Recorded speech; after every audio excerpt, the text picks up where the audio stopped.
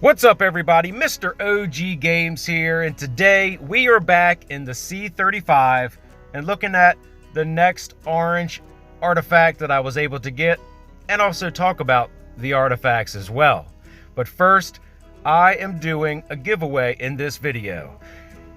Leave a comment of when you found my channel, and within the next day or so, I'm going to be doing a random drawing of 3 winners to get an in-game code to get you some goodies.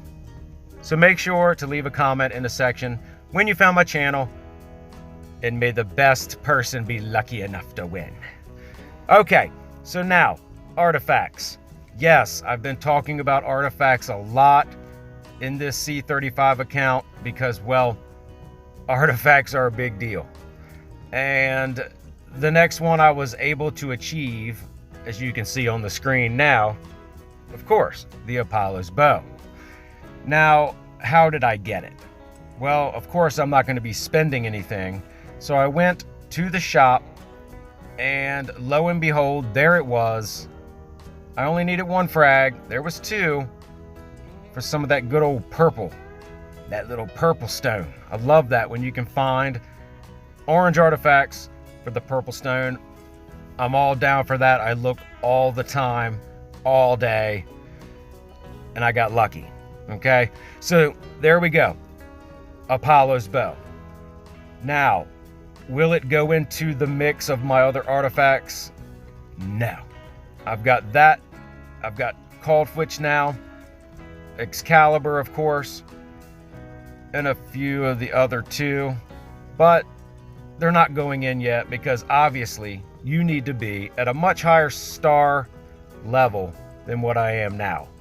Now, the next one I have that I'm close or getting closer on, well, would be a couple, but I'm going for the spear.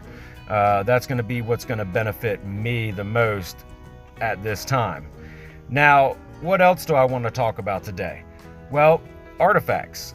And I think from what I've seen is that artifacts are laid out in such a way that if you're not spending for them, you will acquire the fragments in a specific order, actually.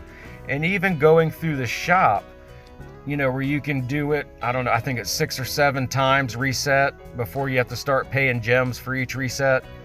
But they only offer you certain ones.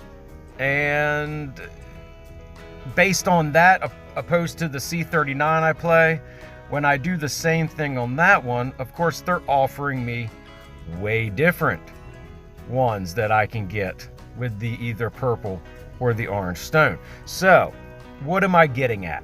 Well, most games that I've played since I was, able to pick up a controller, and games like this up until now, is that when the devs put these things out here, you acquire these pieces and you think, they're going to start me with this one, or they're going to start me with that one. But they actually, if you think about it, there's a little bit of science behind it. And there's also, they're kind of telling you, hey, we're going to give you this one after you earn it, and this one, and this one, and this one, based upon future and in-game results. With a little tweaking, though. But let me explain. Your first orange artifact is always Excalibur.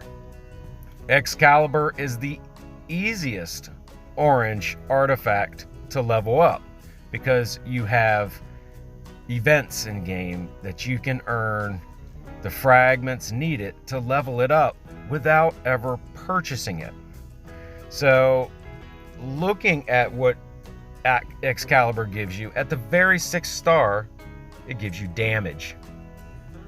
And then one of the bigger things, or the next biggest one that they give you fragments for all the time, would be the Cup of Jam. That's what I call it.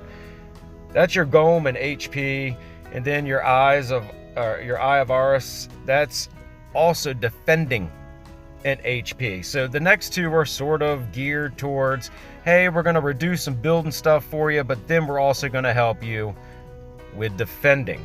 Now, the next one that you see the most fragments for pretty much all the time in the shop, and even when you're doing your spins and stuff, is the call twitch, which is strictly for calves mainly. So why would that be early game? Well, because it actually turns around and it benefits you end game. And then of course the next one can be debated because it's close, but you have Apollo's bow, and then you also have the Emperor's sword and Angel sword that I see a lot of fragments for as well. So the Apollo's bow, the 6-star is damage, and then the rest is kind of mixed throughout. When it comes to the Emperor's sword, the 5th star is damage reduction and a lot of attack boosts. Then the Angel sword, which is basically all attack mixed and matched. The last star being Angel limit, which I think the Angel sword, quite honestly, just because it's mostly attack, is garbage. Then the Holy Robe, Heavenly Spear are sort of neck and neck on the fragments that you actually see for them. Holy Robe is going to give you a lot of your Angel stats mixed all about. A little bit of Mage, I think, in one spot. Then your Heavenly Spear, once again at 5-star damage, and then a lot of attack boost. Okay? Then the next ones that I see fragments are most obtainable for, and they kind of throw at you a lot, would be the Golden Armor, the MJOLNIR, I don't know how to say that name, but anyway, and then the Bryonic. Those three seem to be the one you get a lot of fragments for, but not as much as the previous ones that I've mentioned. But once again, we see a common denominator. Damage reduction at 6, damage reduction at 6, and then some attack and boost in all three. Now, the ones you don't see many fragments of is Athena's Agus. 5 and 6-star damage. That's crazy, right? With some HP for your calves. So, yeah, not many frags for that, right? Because that's the most acquired and hard for damage stats, and of course, they want you to pay for that.